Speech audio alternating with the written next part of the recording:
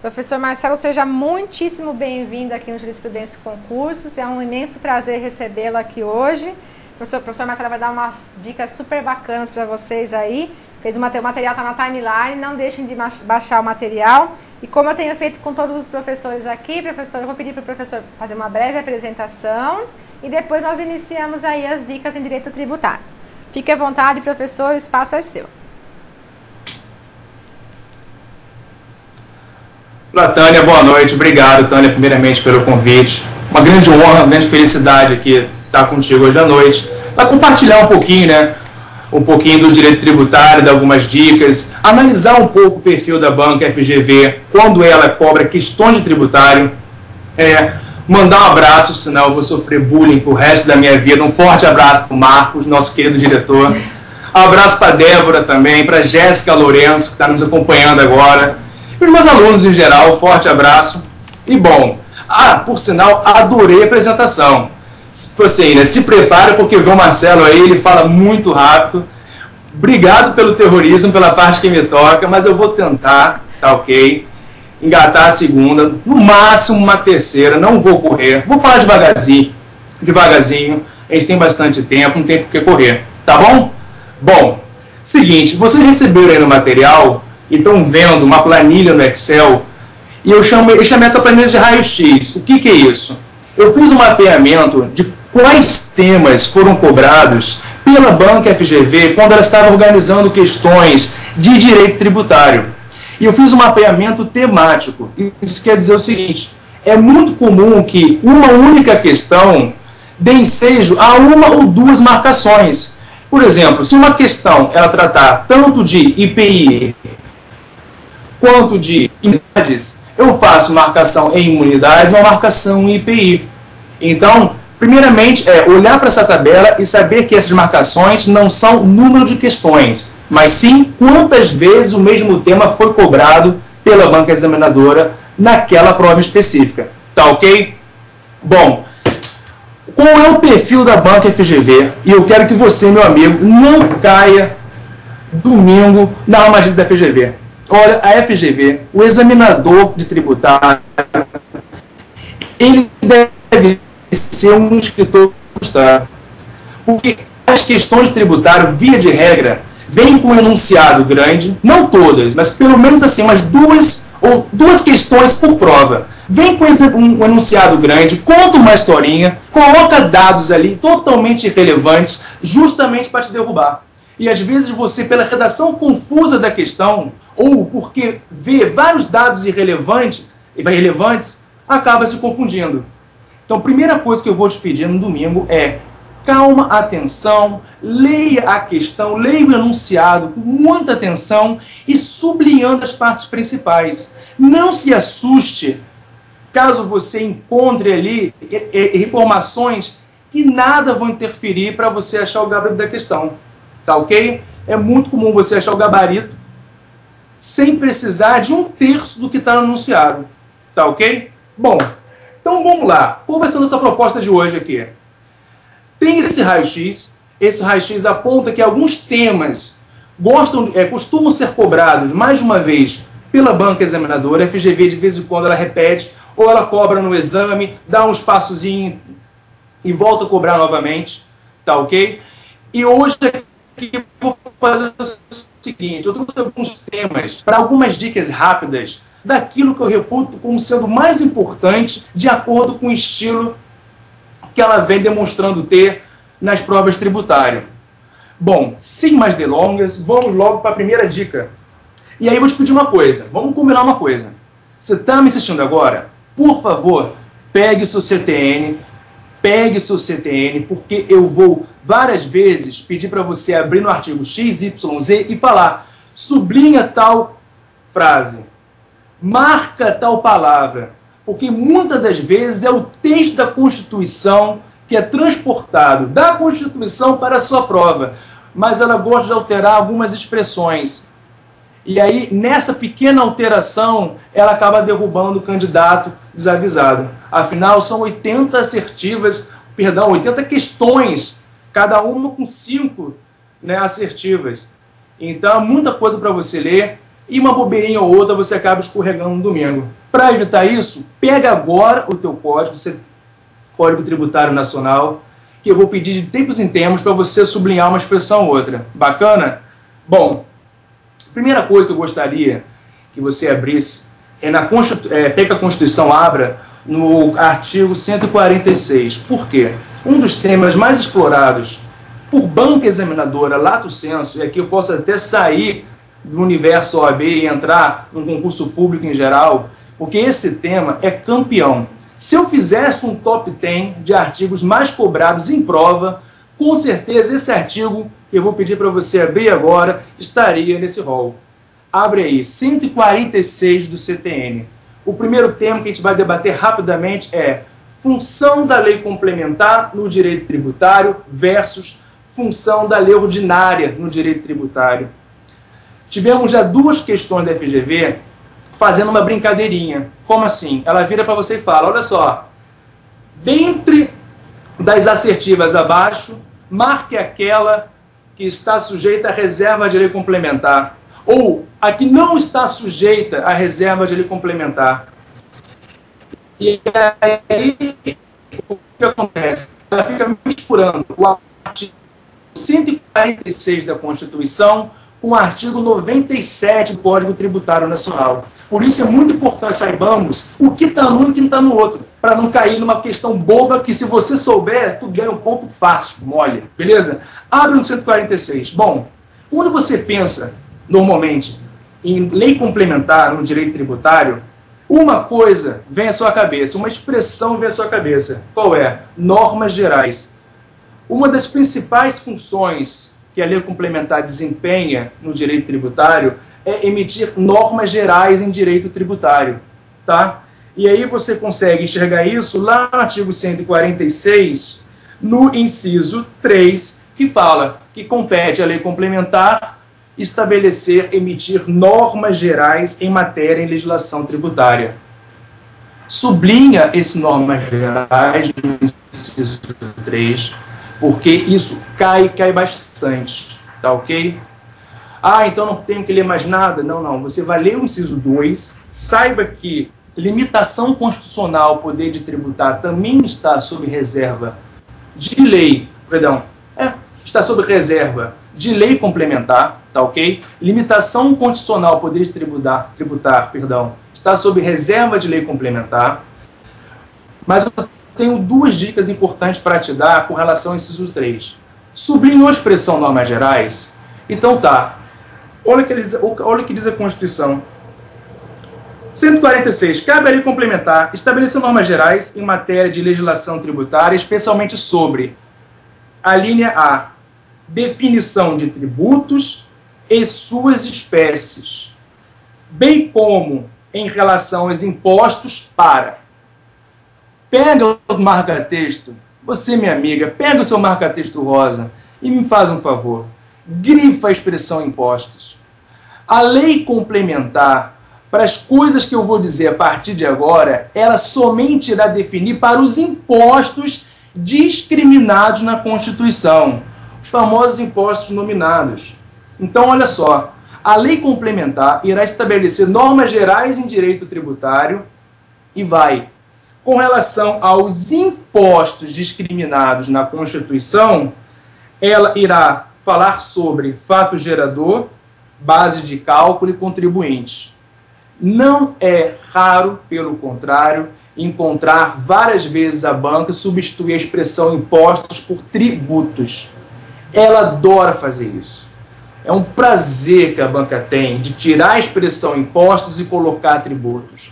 Vamos ver daqui a pouco outra situação, tá? Que a banca se usa do mesmo artifício. Substituir a expressão impostos por tributos quando estiver vendo imunidade recíproca. Mas agora aqui, grifou impostos, beleza. Então, lei complementar, qual o papel dela? Estabelecer normas gerais em direito tributário, tá ok? Definição de tributos e suas espécies. E com relação aos impostos nominados, aqueles impostos previstos na Constituição Federal, aqueles 7 impostos da União, 3 dos estados, 3 dos municípios.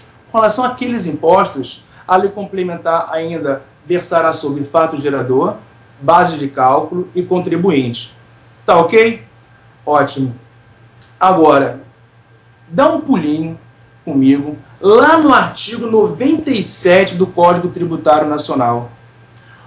Quando você está com dúvida sobre lei complementar em direito tributário, o principal artigo que você já sabe agora, é o 146 da Constituição. E aí? E quando você tiver com dúvida sobre lei ordinária, o que você faz? Vai no artigo 97. Porque o artigo 97 possui um parágrafo que eu já perdi a conta de quantas vezes a FGV explorou ele. Só nos últimos 3 concursos ela explorou esse mesmo artigo de 2 formas diferentes, nesse parágrafo em específico, tá ok? O artigo 97 é o artigo do CTN que fala para você as funções da lei ordinária. Compete ao que em direito tributário a lei ordinária falar sobre? Simples assim. E aí fala, instituição e majoração de tributos. Graças a Deus, né? É o princípio da legalidade. O CTN vem aqui só reproduzir o que está escrito lá na Constituição. Aí fala, no inciso 3, o inciso 4, 5, leia depois em casa com calma. Eu quero chamar a atenção para você para o inciso 6. Leia o inciso 6. Vamos falar desses 3 institutos daqui a pouquinho.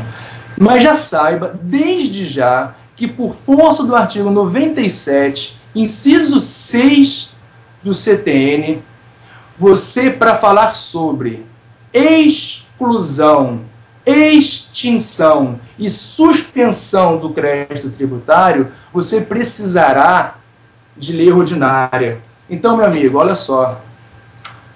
O que a prova costuma fazer para cobrar esse conhecimento específico do 97.6? Sabe o que ela fala? Ela fala o seguinte, olha só.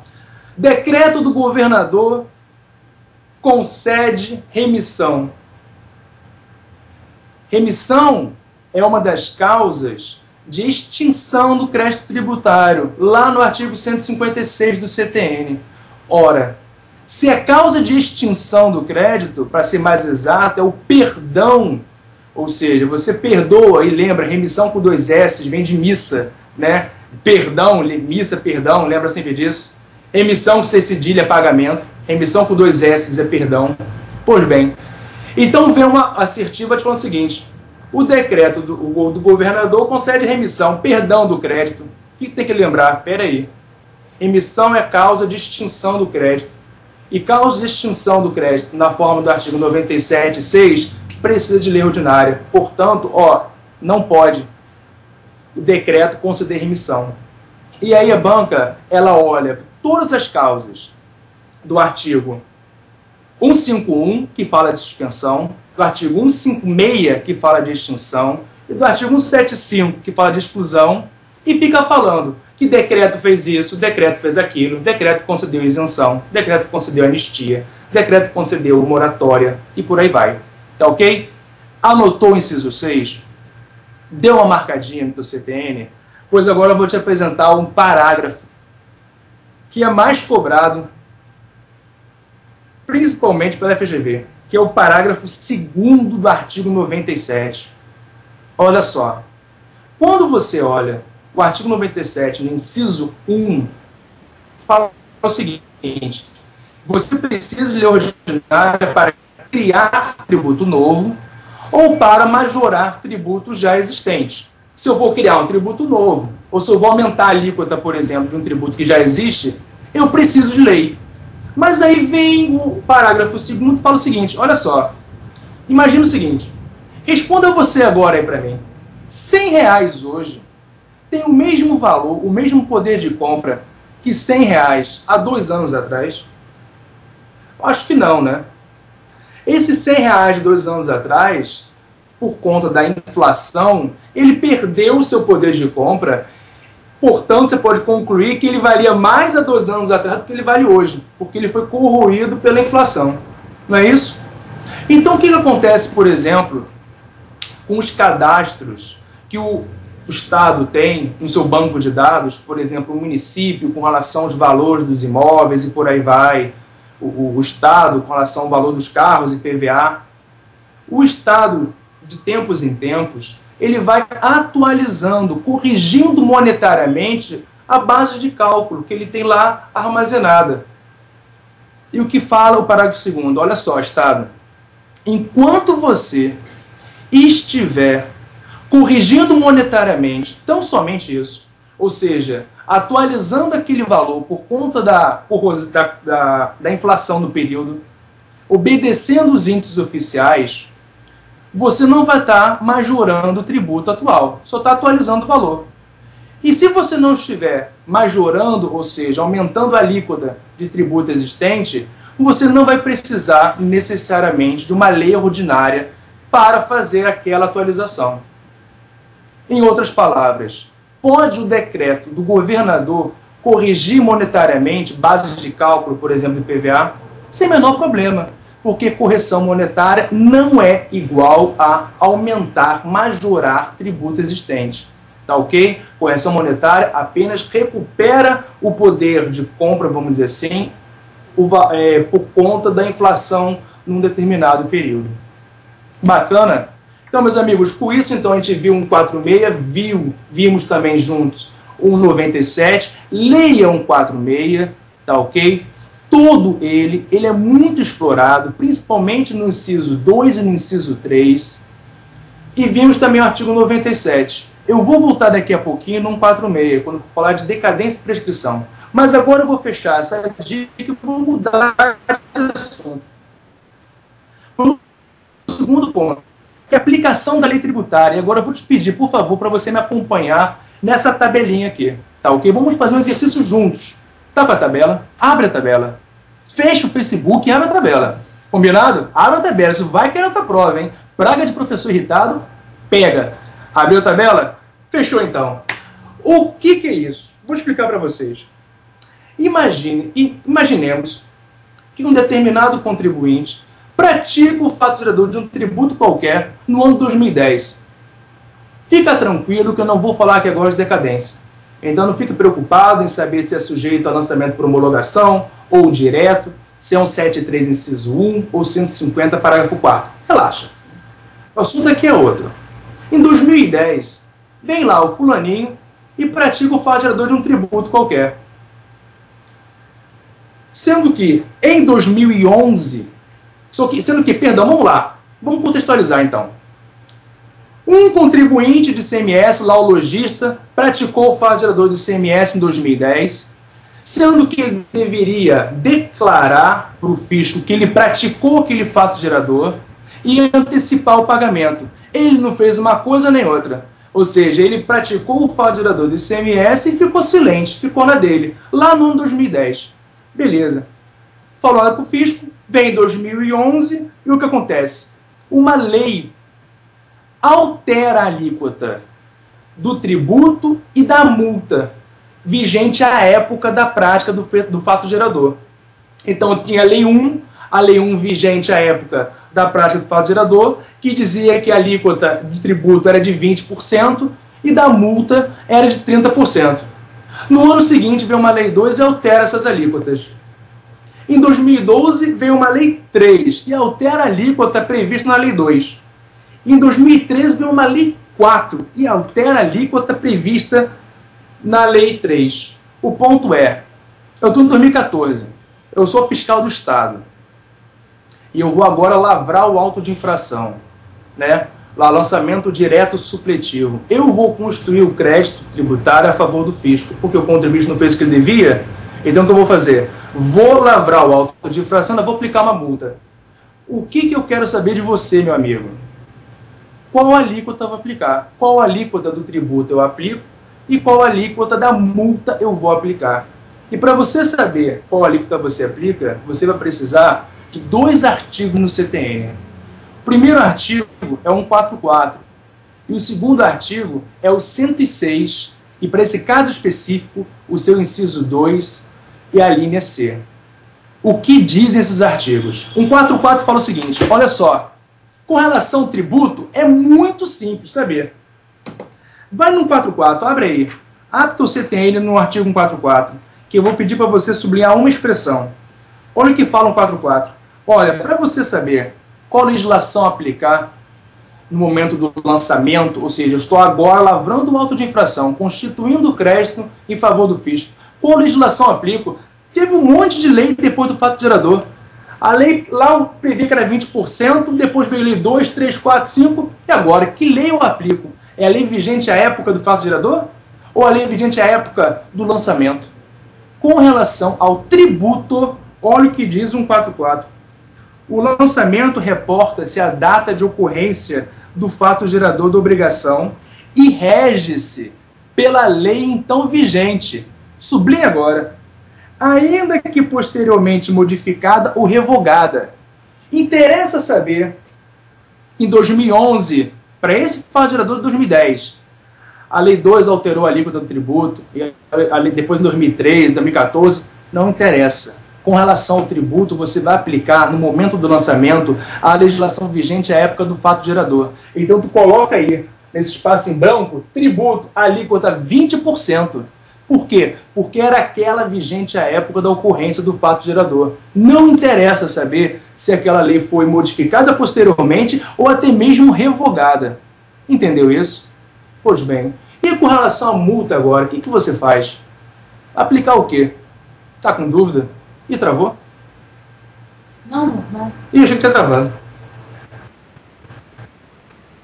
Voltando aqui. Olha só a multa, a gente faz o quê então? Vai lá agora no artigo 106 do CTN, meu amigo. Vai lá, 106 do CTN. Olha o que acontece aqui. 106, inciso 2, a linha C. O 106 já começa falando o seguinte, que a lei tributária se aplica a fato pretérito. Tratando-se de ato não definitivamente julgado, C. Quando lhe comine penalidade menos severa que é prevista na lei vigente ao tempo de sua prática. Isso quer dizer o seguinte, olha só. A multa a ser aplicada, nesse caso aqui, é aquela que for menos severa. No caso, é 10%, a que está prevista na Lei 4 em 2013. Quando você está falando de penalidade, você vai aplicar sempre aquela que for menos severa ao contribuinte. Quando se tratar de ato ou fato, não definitivamente julgado. Tá ok? Entendeu o quadrinho? Se não entendeu, não tem problema. Depois de pergunta, treina, manda e-mail. Mas que é muito importante, porque a FGV, nesse material que eu te mandei aqui, a última parte dele é a compilação de todas as questões de tributário. Já tivemos 2 questões da FGV, traçando um cenário, como eu te falei. O rapaz que faz a questão de tributário é um escritor frustrado, ele tem que contar uma história. Então ele contou uma história imensa, te perguntando isso que eu falei agora para você. Qual é a alíquota aplicável com relação ao tributo e qual é a alíquota aplicável com relação à multa? Tributo, para fechar, é aquela lei vigente à época da prática do fato gerador, ainda que posteriormente modificada ou revogada. Tributo, se for ato não julgado ainda definitivamente, a alíquota que for menos severa ao contribuinte. Bacana? Entendeu isso? Agora, me faz um favor. Para a prova, agora domingo, marca o 106 e lê ele todo. Porque o 106 também tem outro inciso muito importante, que é o inciso 1.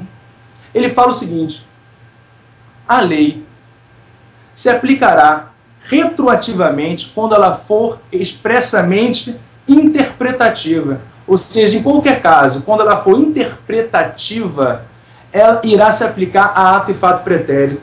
Infelizmente, aqui não dá tempo de contar uma história de uma tal lei complementar 118 de 2005, mais especificamente no seu artigo 3º. Não dá tempo aqui de contar essa história.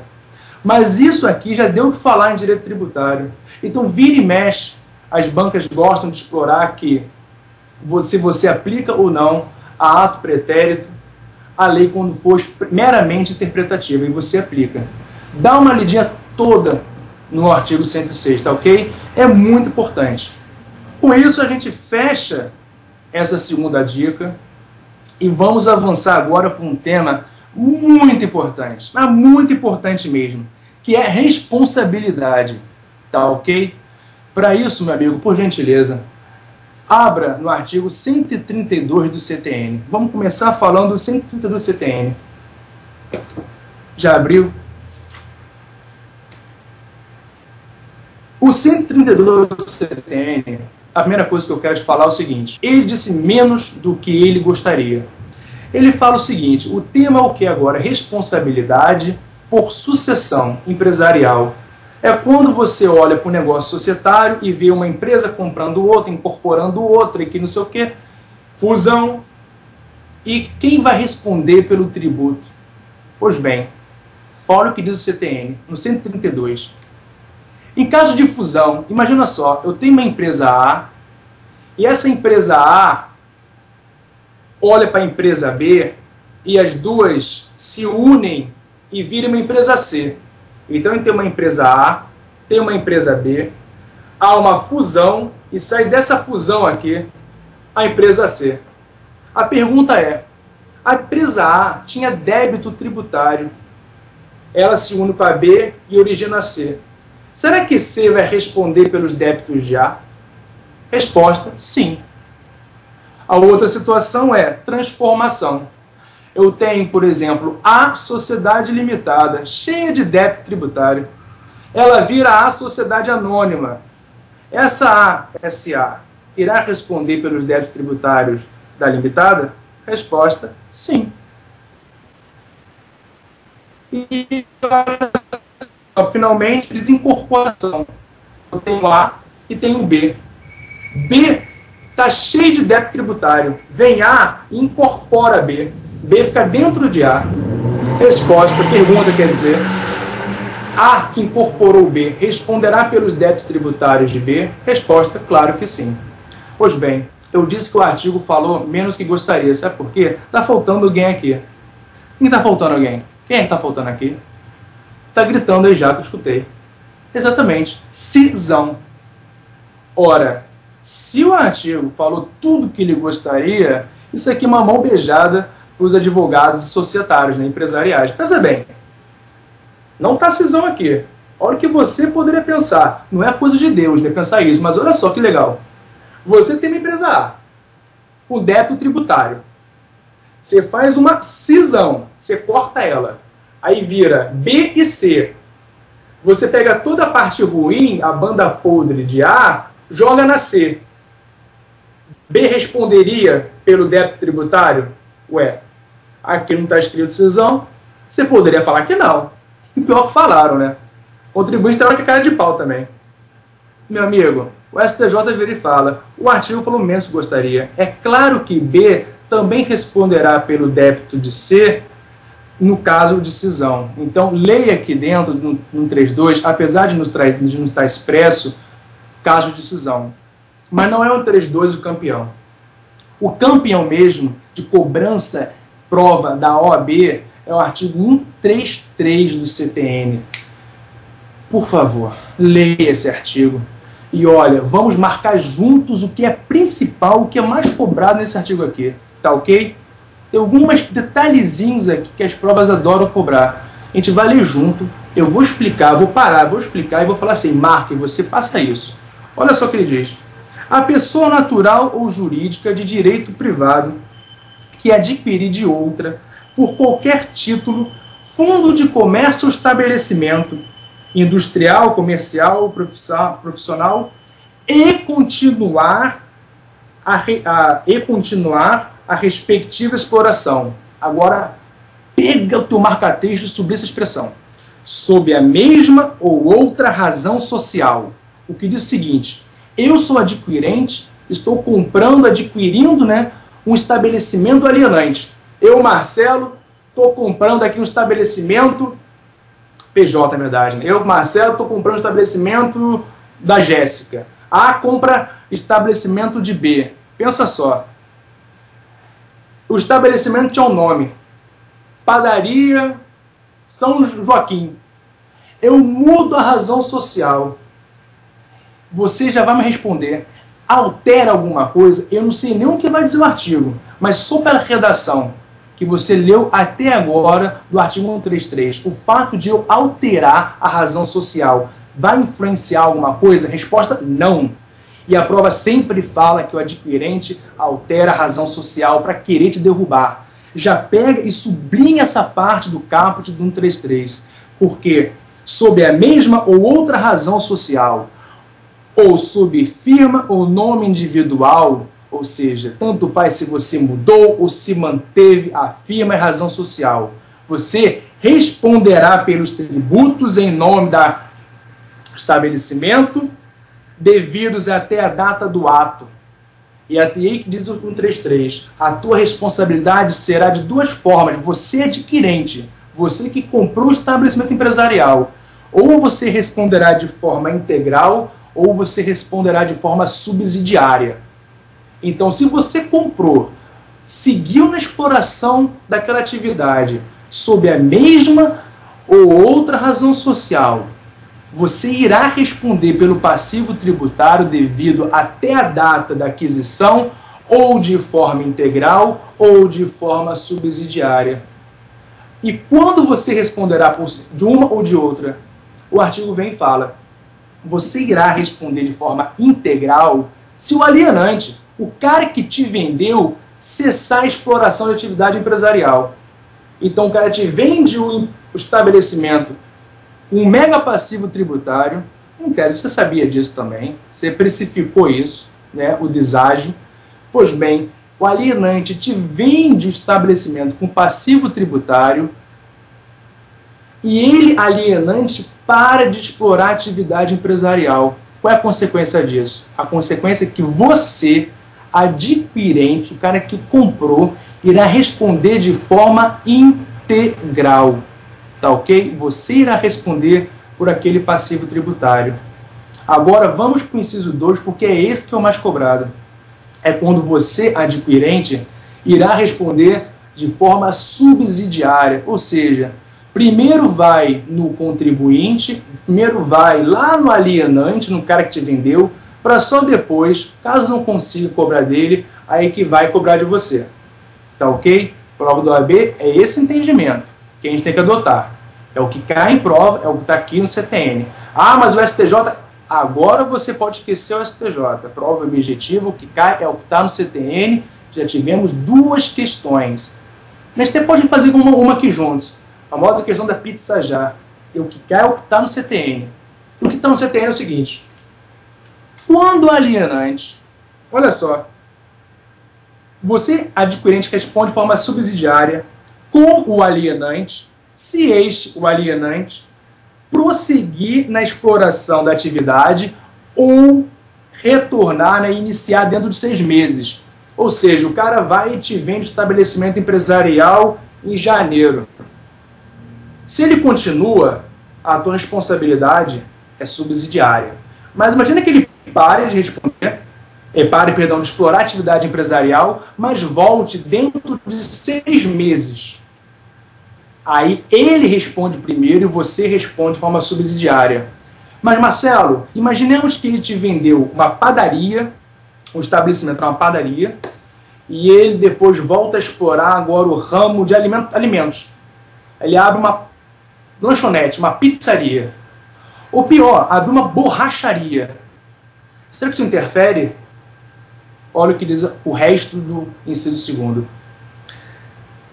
Subsidiariamente responde o adquirente, o alienante, se o alienante prosseguir na exploração ou iniciar dentro de 6 meses, a contar da data da alienação, nova atividade no mesmo ou, sublinha esse ou, faz esse favor para mim, sublinha esse ou, no mesmo, olha só, nova atividade no mesmo ou em outro ramo do comércio, indústria ou profissão.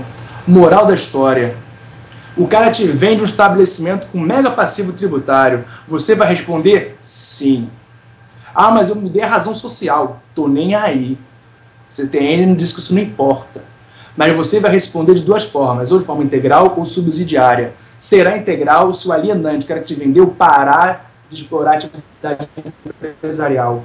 Será subsidiária se ele continuar a exploração ou se ele retornar com nova exploração dentro de 6 meses, a contada data da alienação, e essa nova exploração pode ser no mesmo ramo de comércio ou em outro completamente diferente. Tá ok? Entenderam isso?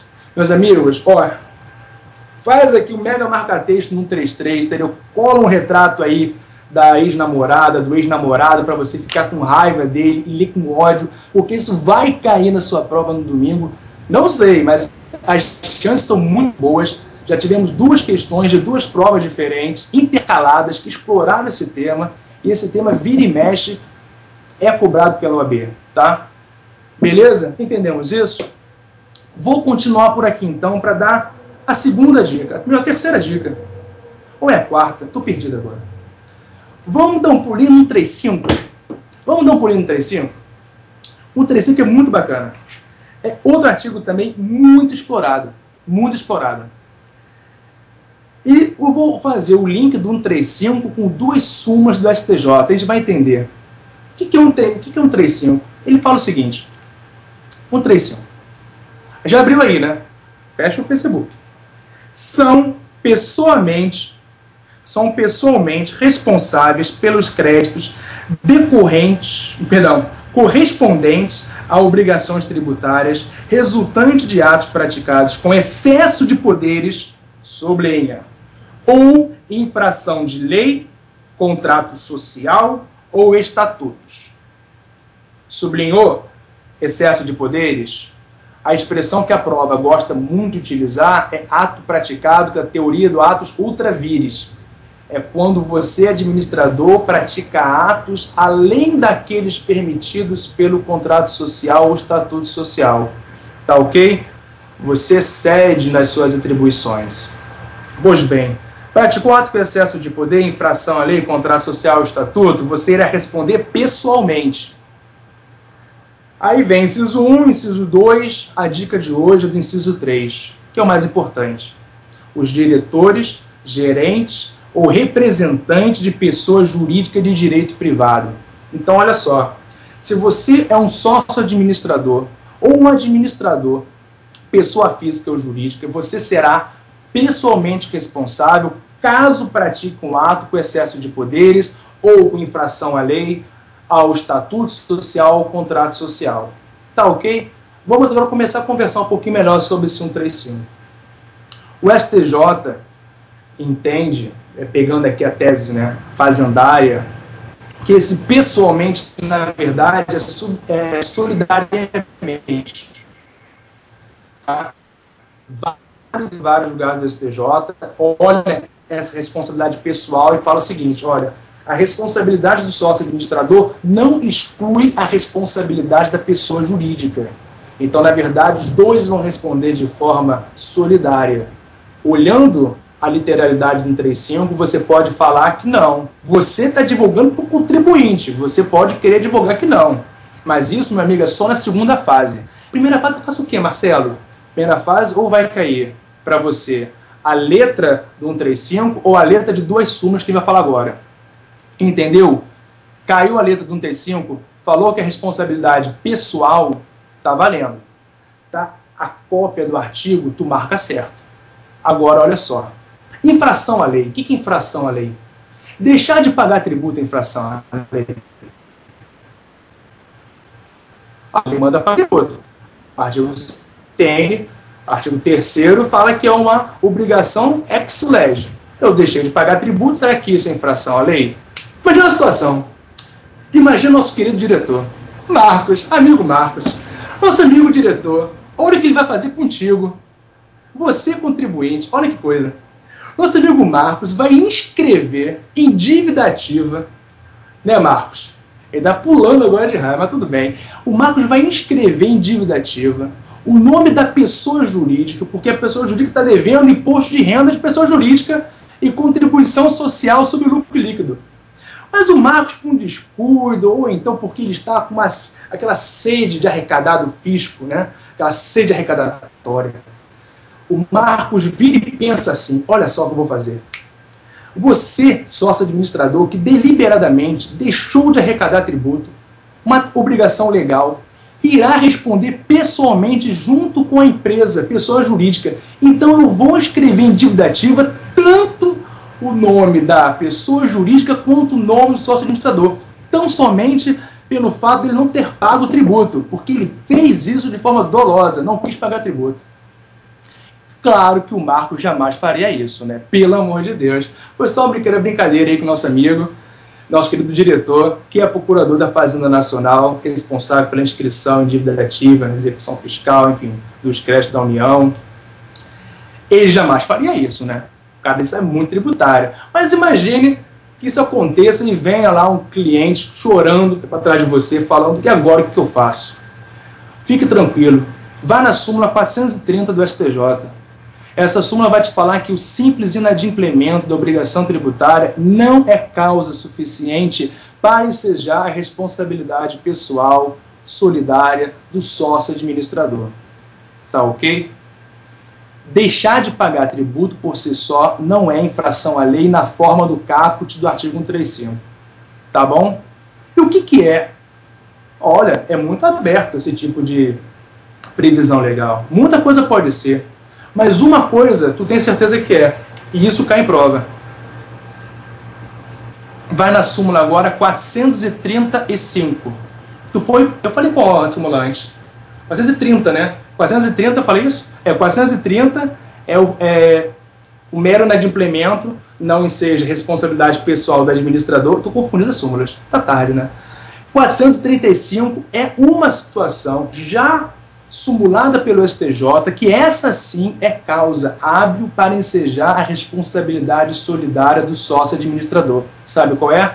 Dissolução irregular da empresa. Quando há dissolução irregular da empresa, o sócio que participou de tal dissolução irregular da empresa, o sócio administrador com poderes de administração, aí sim ele incorrerá na situação do 135, inciso 3. Tá ok? Leia esse artigo, então, faça esse link com as duas súmulas do STJ, a 430 e a 435. Assunto muito, muito importante. Bacana? Vou fechar, então, essa terceira dica, vamos para a quarta, rapidinho. Suspensão, extinção e exclusão do crédito, que eu quero que você saiba. Não dá tempo aqui, acredite, é impossível, né?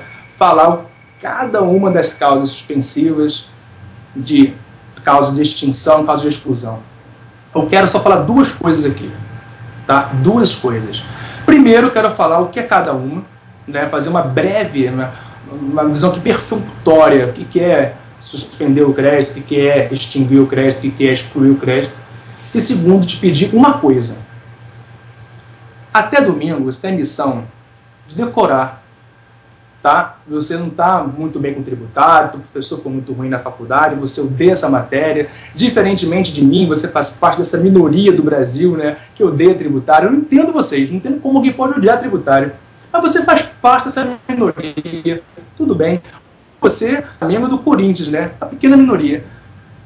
O que você vai fazer até domingo?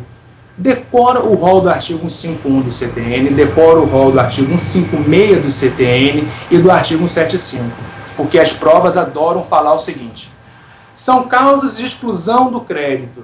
Aí colocar A, B, C, D. E dentro de cada assertiva vai misturando suspensão com extinção e exclusão. Isso é batata. Isso adora ser cobrado em prova. Tá ok? Nunca confunda o que é suspender, as causas que suspendem, as causas que extinguem e as causas que excluem. Legal, o que é suspender? O que é extinguir e o que é excluir?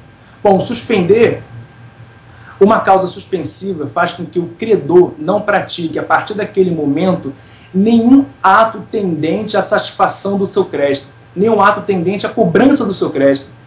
Então, se, por exemplo, há um depósito ou há uma impugnação na área administrativa, não pode, o PFN, o amigo Marcos, ele quer inscrever em dívida ativa. Mas antes dele inscrever em dívida ativa, você foi mais rápido e apresentou uma ação anulatória e conseguiu a antecipação de tutela. Ele vai poder inscrever? Não. A partir daquele momento, qualquer ato do credor tendente à satisfação do seu crédito está obstado. Mas ele já inscreveu. Ele já inscreveu antes de você. Aí ele inscreve e você, no momento seguinte, olha só o que você faz. Você entra com uma ação anulatória, não consegue liminar, ou não consegue tutela antecipada, mas aí você vai fazer o depósito em dinheiro do montante integral, que é a causa de suspensão do crédito. O que acontece com isso? A partir desse momento, o credor não pode praticar mais nenhum ato tendente à satisfação do seu crédito. O Marcos escreveu, ele está lá com aquela sede recadatória dele, ele vai conseguir ajuizar a execução fiscal? Não vai. Tá ok? Isso que é suspender o crédito, suspende a exigibilidade do crédito. Cuidado, hein? Suspende a exigibilidade do crédito. Já está classificado no entendimento que durante a vigência de uma causa suspensiva, tá ok? Da exigibilidade do crédito, não corre o prazo prescricional. Agora, durante a vigência de uma causa suspensiva, corre o prazo decadencial. Isso caiu em prova. Foi, se eu não me engano, 2000, foi o quinto ou sexto exame. Durante a vigência de uma causa suspensiva, em especial, a liminar concedida e a tutela concedida nos autos de uma ação anulatória ou de um mandado de segurança, o prazo decadencial está correndo contra o fisco. E nesse caso, o que tem que fazer o fisco? Ele tem que lançar, ou seja, constituir o crédito em seu favor e no mesmo momento ele já declara que está com a exigibilidade suspensa, aí por força da liminar concedida nos autos do processo tal, ou seja, está vigente uma causa suspensiva, não corre prescrição, mas corre decadência. Muita atenção com isso, caiu em prova.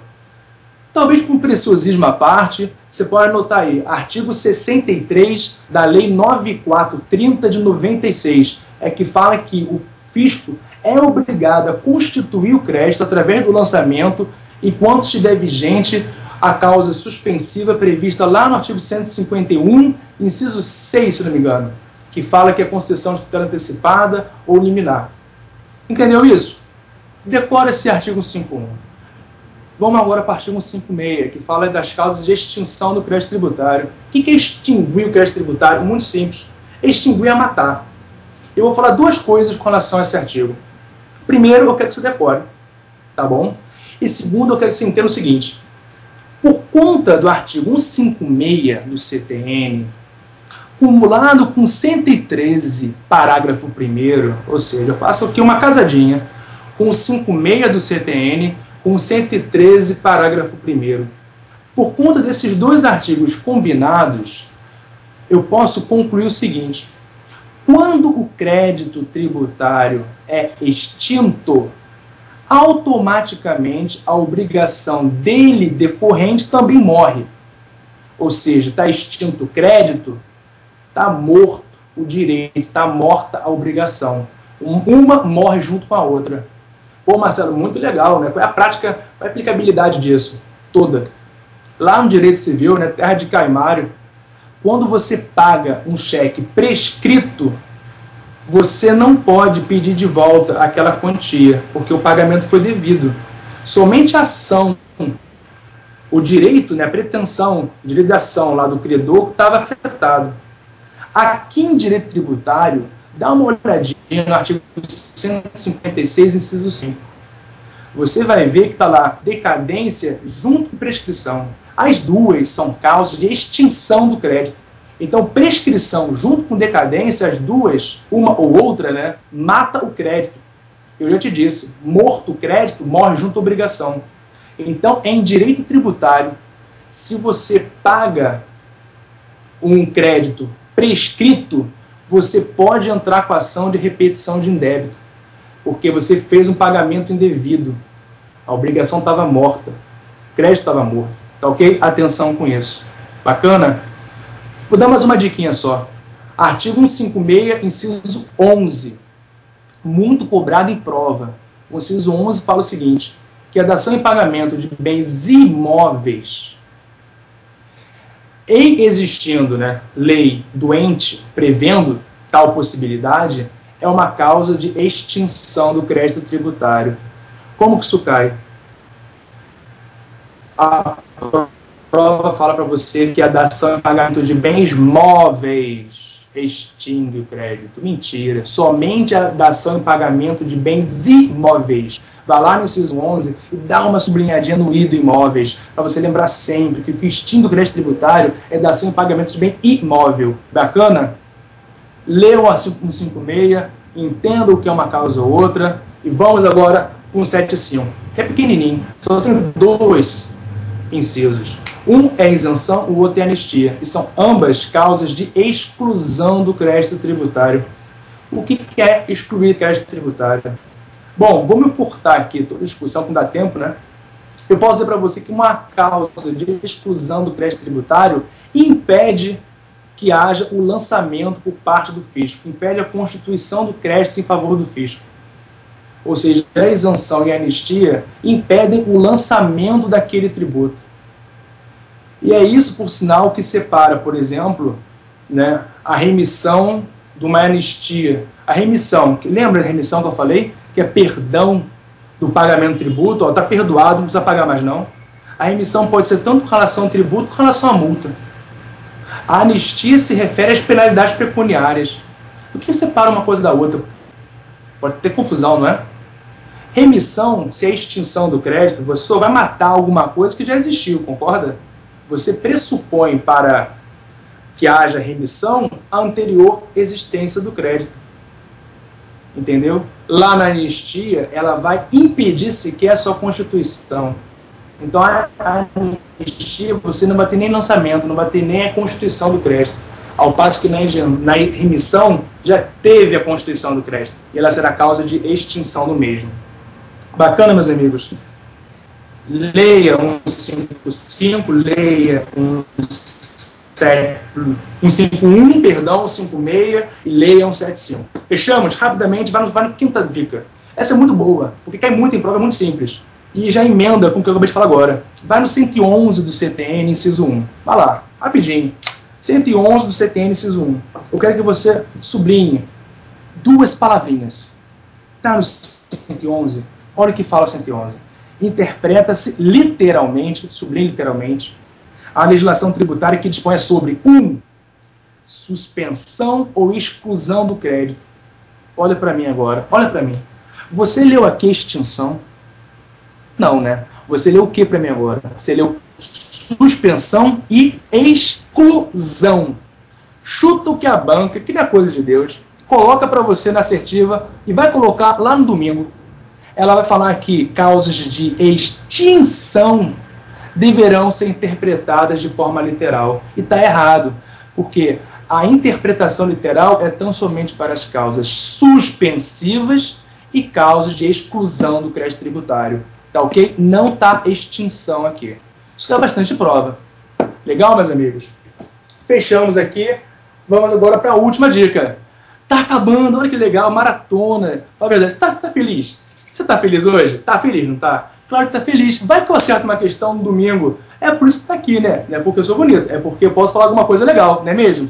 Vamos agora falar de imunidades. E para isso, vamos falar de imunidade recíproca. Vamos sair do CTN, vamos lá voltar na Constituição.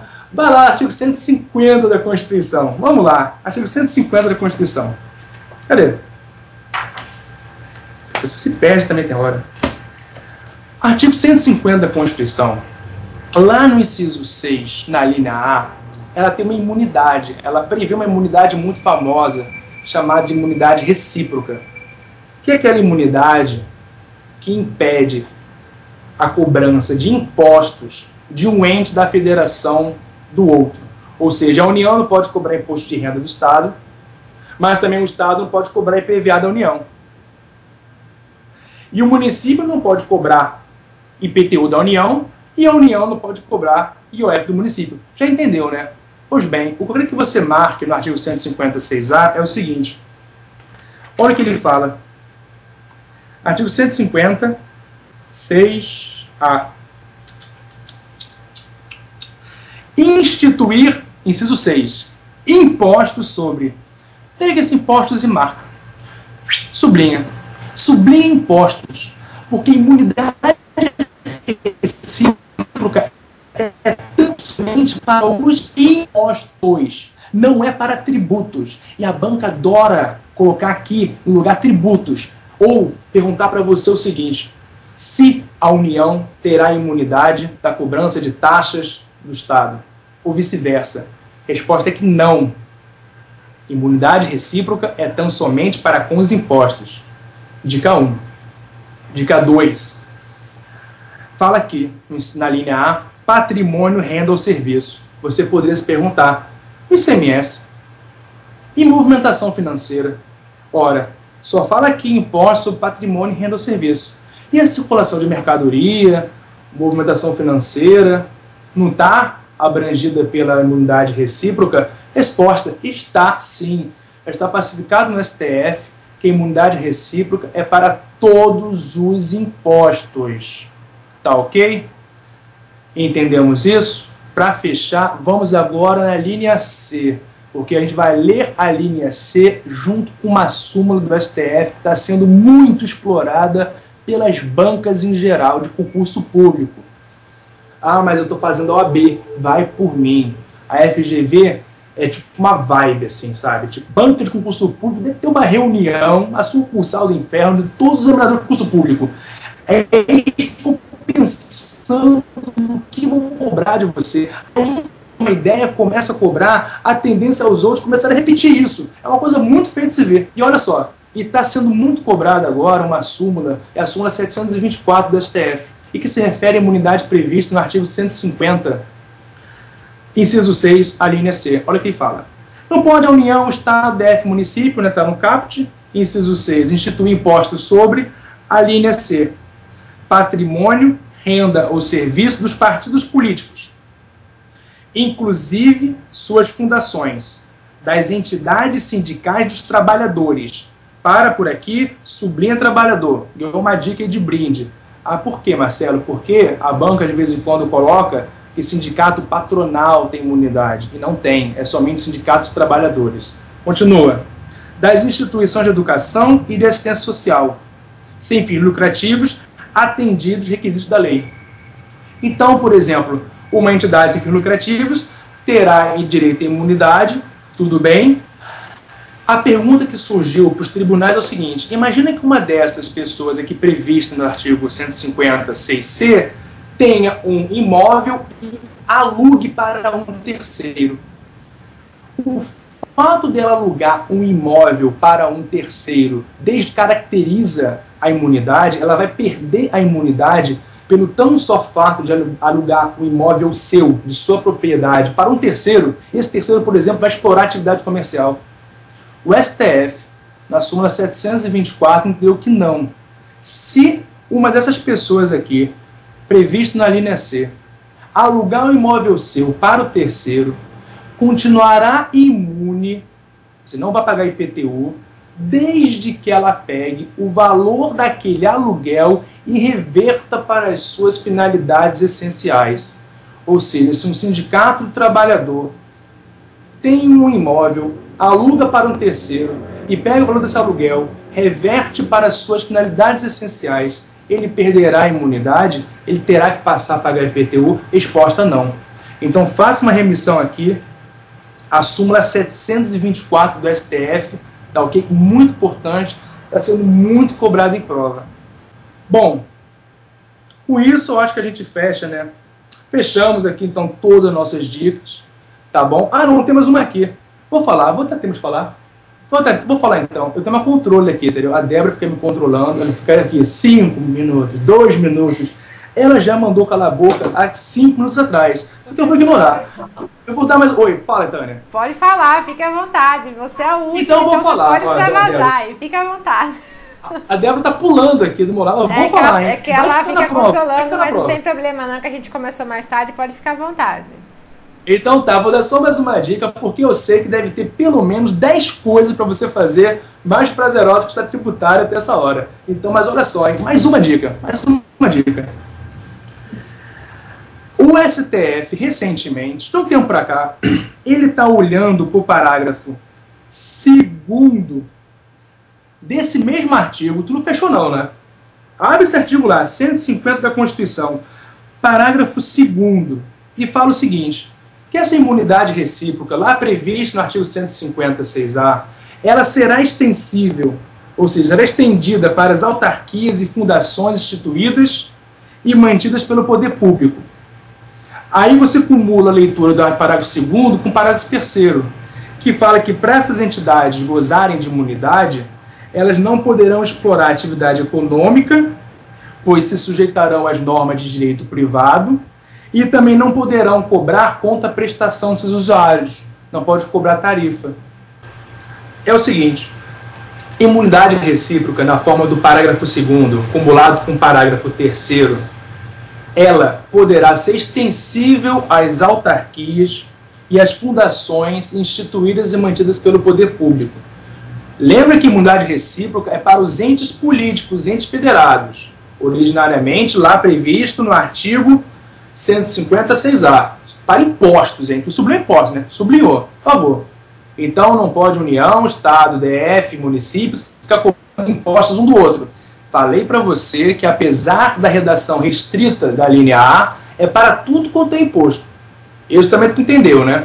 Pois bem, o parágrafo 2º, cumulado com o parágrafo 3º desse mesmo artigo, fala o seguinte: essa imunidade poderá ser extensível para as autarquias e fundações mantidas pelo poder público se essas autarquias não explorarem atividade econômica ou se explorar não houver contraprestação por parte do usuário. Isso é o que diz o texto da Constituição. Contudo, o STF, recentemente, ele veio estendendo de forma gradativa essa imunidade que até então, pela Constituição, era só para autarquia e fundação pública, para também alcançar as empresas públicas e sociedades de economia mista, em alguns casos. Tá? Mas não é assim, a la Bangu não, tem requisito. Tá? Não é para qualquer empresa pública e muito menos para qualquer sociedade de economia mista, não. O que diz o STF? Quando uma empresa pública estiver explorando um serviço público indispensável, ela não estará competindo no mercado. Portanto, ela é como se fosse o próprio Estado prestando aquele serviço público. Ora, se não fosse uma empresa pública, como aquele serviço público é indispensável, o próprio Estado, ele próprio, teria que prestar. Então, há uma incongruência aqui. Se o próprio Estado, ao prestar aquele serviço público, gozaria de imunidade, por que, ao delegar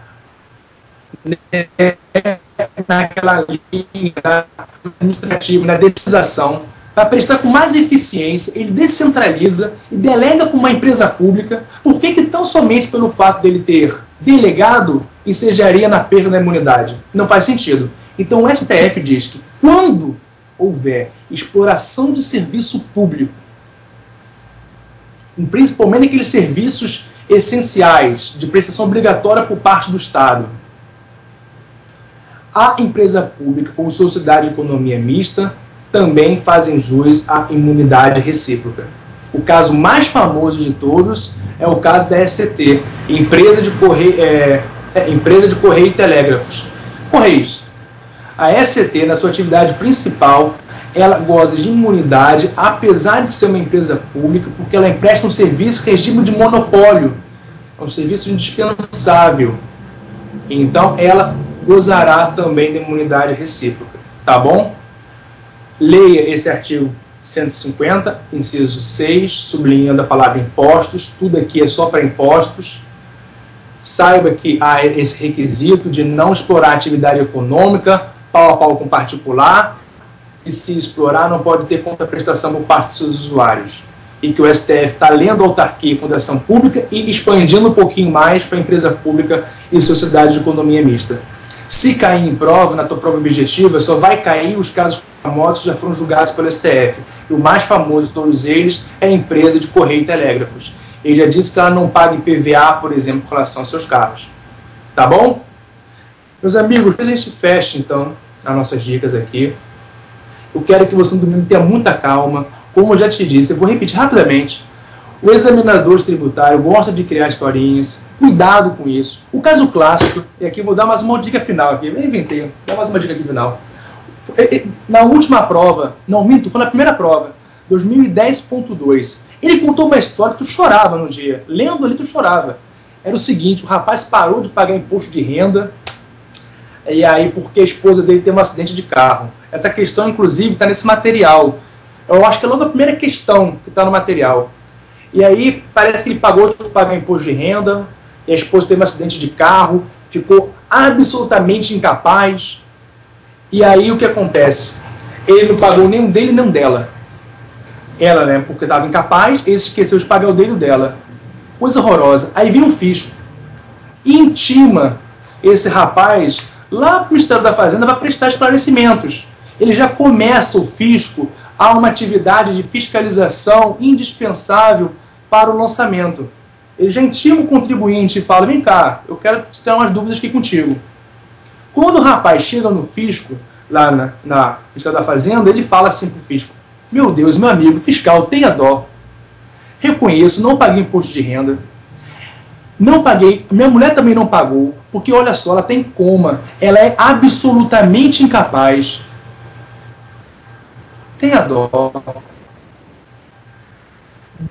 Deixa eu pagar agora o imposto de renda, somente o principal e os juros de mora, e me livra da multa de ofício, por gentileza.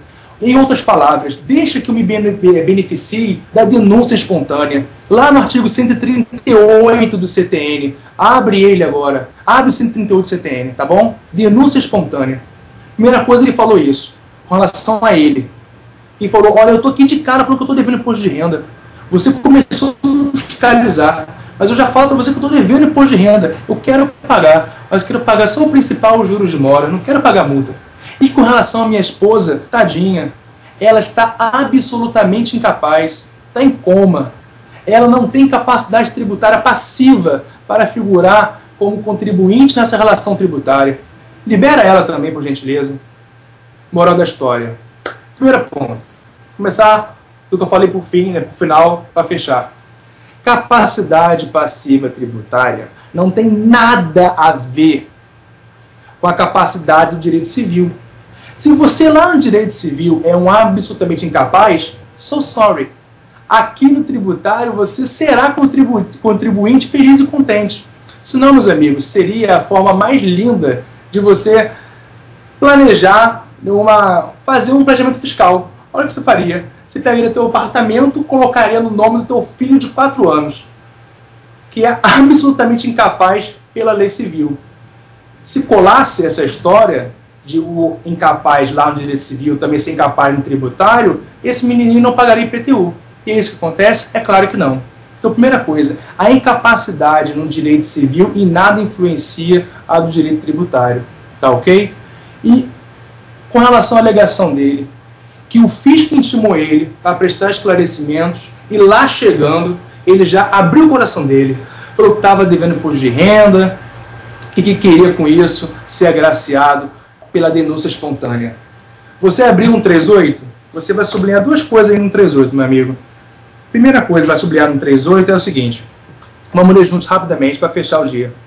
A responsabilidade é excluída pela denúncia espontânea da infração, acompanhada, se for o caso, do pagamento do tributo e dos juros de mora. Tem que pagar o tributo e tem que pagar os juros de mora. Sublinha isso aqui. Sublinha. E eu vou até dar mais uma dica. Eu não me aguento. Pagamento não é parcelamento. Os contribuintes durante muito tempo pediam parcelamento para fins de denúncia espontânea. Não é. Para ser agraciado com a denúncia espontânea tem que ter pagamento mais os juros de mora. Mas ele queria fazer isso. E por que no caso ele não pôde? Vai no parágrafo único, meu amigo.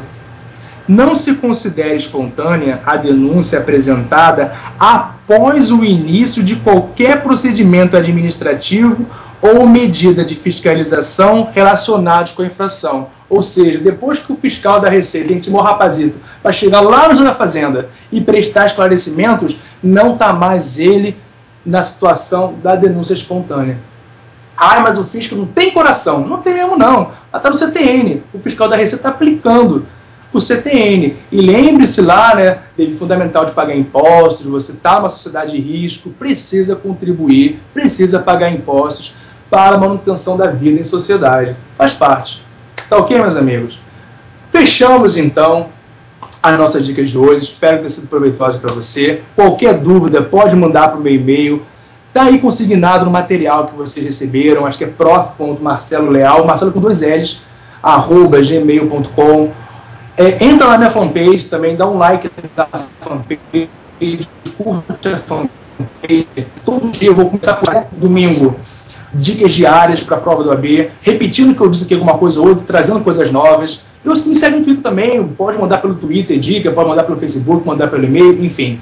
E calma, boa prova, tá ok? Você só tem que acertar 40 questões das 80. Não se desespera se você não souber 10 questões, isso não vai ser preponderante para a tua aprovação. Se você ficar nervoso, aí sim, você pode se derrubar no domingo. Confie no teu estudo, confie na tua preparação, confie em você. Chega no dia da prova, faz o que você sabe fazer, o que você está se preparando para fazer, com calma e tranquilidade, porque aí, meus amigos, a aprovação está garantida. Tá ok? Forte abraço a todos, boa noite. Boa noite, Marco. Desculpa aí pelo bullying, pela brincadeira. Você sabe que é pela amizade. Abraço. Abraço para a Tânia também. Obrigado, Tânia, pelo convite. Obrigada, tá ok? Muito obrigada mesmo pela sua presença aqui. O pessoal adorou as suas dicas, tá todo mundo acompanhando plugado aqui, firme e forte até agora, para acompanhar as suas super dicas aí. Obrigada pelo material, o pessoal gostou demais, o material ficou muito bacana mesmo, viu? Muito obrigada pela sua atenção, carinho.